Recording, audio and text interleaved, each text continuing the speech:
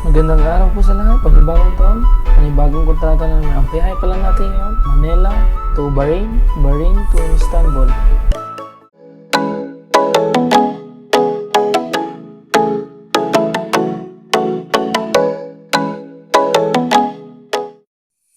Pagkalipas ng 6 na buwan na bakasyon, at ito, balik trabaho na tayo sa barko.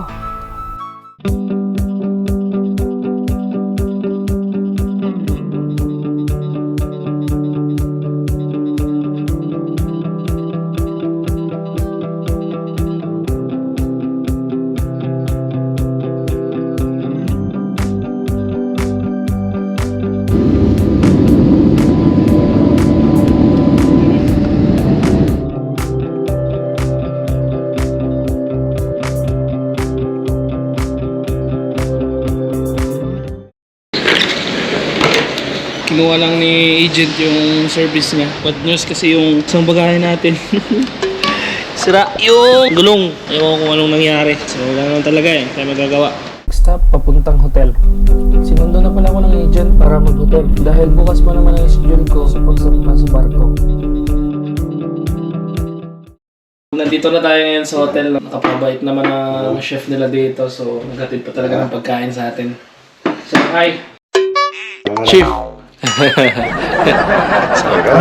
Sarap ng ulam niya guys na hinahin para sa atin, no? Parang chicken na to with rice na may sili tsaka may dessert pa. Cheers! Sana all. The next day. Good morning. So time check is 5:49 na ng umaga, no? Ito pa yung hotel na pinag-stayan natin naman. Sobrang simple lang ng ikahan. Para sa akin okay na yun. At least nakapagpahinga tayo. Outfit check. Ito naman yung drawer nila. So dyan ko lang nilagay yung bag. Yung jacket ko. So may drawer din dito guys. Pwede mo paglagyan ng mga gamit mo. Yung ref.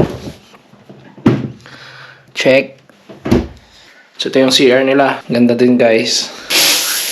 Malakas din pala yung tubig. Okay naman, towel. Tignan nila yung breakfast natin. Kain na naman. May coffee pa.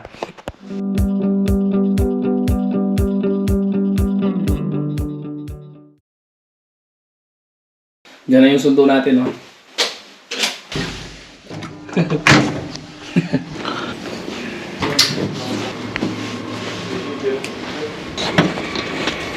Good morning. Good morning. Alright. Thank you so much. Yeah. Thank you. Gila. Wala na talaga atrasan. Back to work na tayo. Sobrang lamig dito ngayon sa Turkey. Nasa 16 degrees. Papunta na tayo ng immigration ngayon. Nandito na tayo sa immigration. Bawal yung camera dito. So kailangan na natin na pasa yung passport at saka sinasbook. Ito yung immigration natin nila. Tapos na tayo sa immigration. Pupunta na tayo papunta port. So, dito na tayo sa seaport. Alam niyo naman guys, mga containers. So ibig sabihin, container yung barko na sasampahan natin. Sister ship lang ng binabahan natin last year. So, trabaho na tayo.